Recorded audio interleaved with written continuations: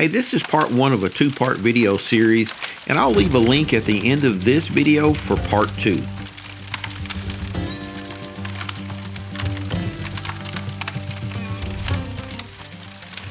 Hey, welcome back to the channel.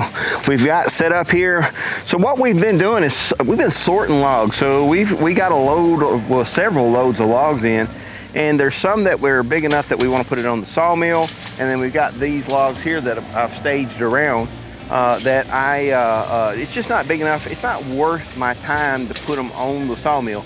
However, this is either white oak or red oak, and it makes some outstanding firewood. So we're gonna run all these logs through the firewood processor today. Now, normally you would stack all the logs up in a row like they are right here and just use the lift to put them up on there. I'm gonna do a couple that way, but we have a tractor, so we've never tried it with a tractor and a grapple, setting the logs on the conveyor. So we're gonna give that a shot today and see how fast we can get through all of these logs. This is probably one family's winter around here. Okay, over the last couple of days, we've had the firewood processor and the conveyor belt over to the house. We washed them and waxed them. We changed the oil in the engines. We greased everything. We checked for adjustments. There was virtually nothing wrong with them. It just needed to be checked and cleaned. So we're gonna get this thing cranked up, and throughout the day, I'm gonna kind of talk you through what we're doing.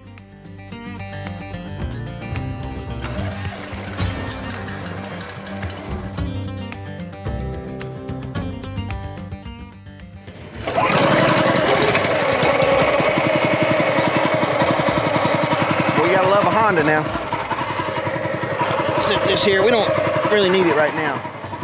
This log right here has got a big old crotch on it as well. We may have to chop this off. It's a little bit too big for the firewood processor. So maybe not. We'll see.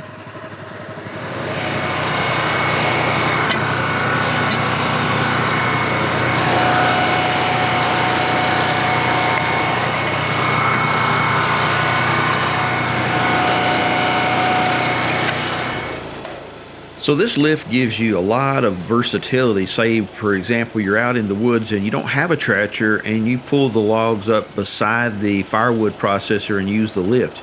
It just adds so much more possibilities.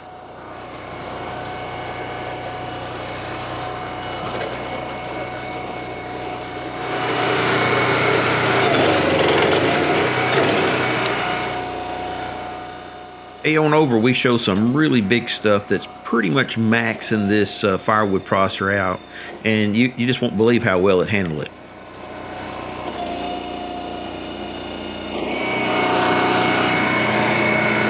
Gotta turn my oil on.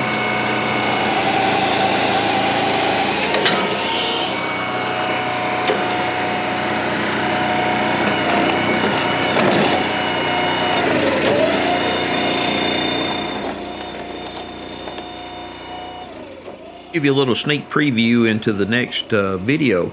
We worked all of the logs on the ground into firewood, and what's so cool about this, I got through and I hadn't even broken a sweat. Especially when using the tractor, it's not a manual labor thing anymore.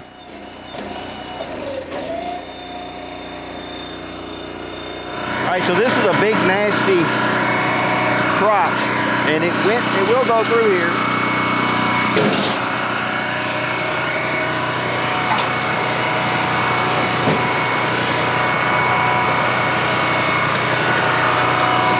Do. Like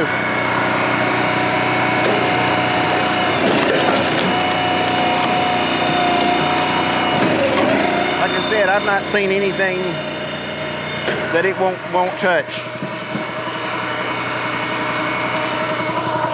So that's what it went through right there.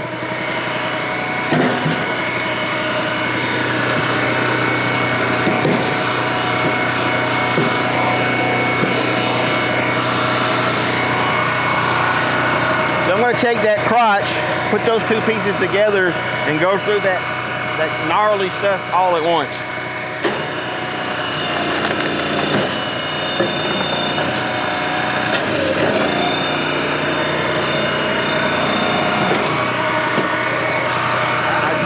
I don't know what to say. It's just going to do whatever I put through it. It's like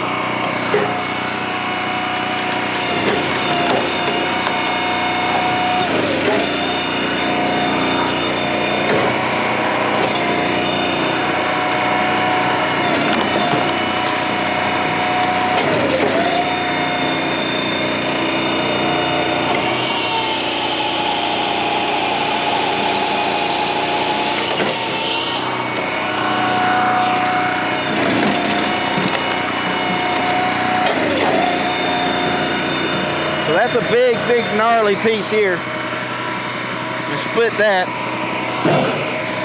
I'm gonna run it through twice. Well, tell you what, let's make it even harder. Then we're gonna quit playing and go to work.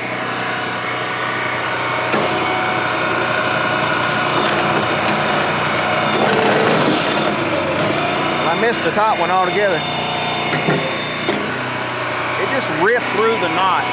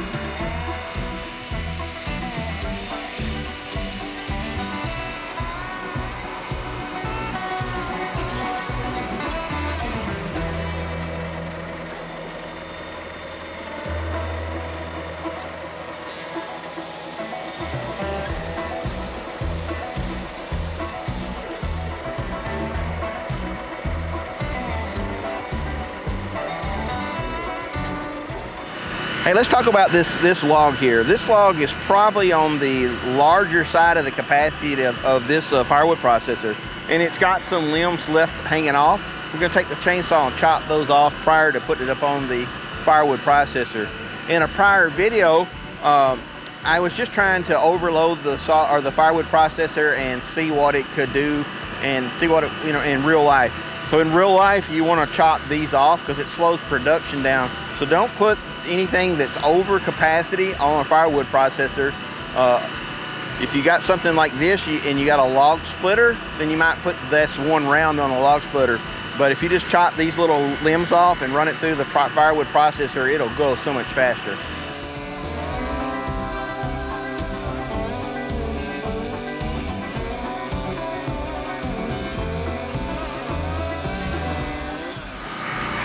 While we've got the sawmill out, the chainsaw out, we're going to chop this off because this is not going to go through the firewood processor.